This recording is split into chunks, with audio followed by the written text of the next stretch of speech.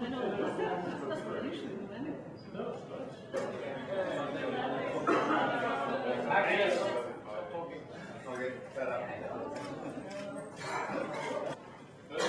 Has been out of the water, being completely rebuilt, and all ready to tell you a 60 to skipper a Volvo Ocean Race boat. Tell us how you feel going into tomorrow.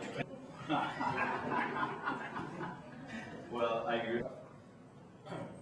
Torben, tell us, what do you think of that race course out there? You've sailed in a few places around the world. Is it challenging enough for you? Next question, Kate, go ahead. Okay, yeah, another question. How well prepared are you? Let's talk about how well prepared are you? Well, we're expecting actually very similar conditions, which was fairly breezy, flat water, very, very shifty, very puffy. About exactly the condition that is about as hard as you could sail a boat like this a Volvo 70. Undermanned, too much sail area, way too fast for that size of race course.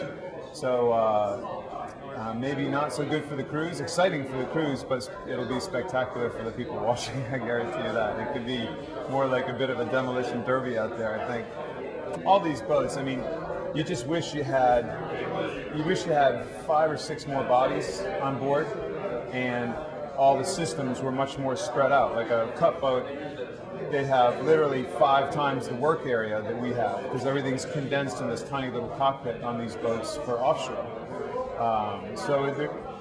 Just the actual setup of the boat is really not perfect for this stuff, but you know what? We're all in the same situation, and we are what we are, and let's see who makes the best of it.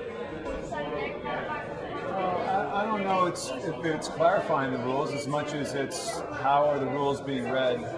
How are the rules being read by the jury compared to how clearly the jury read the rules, at least this one particular rule that they talked about, differently from the rules makers.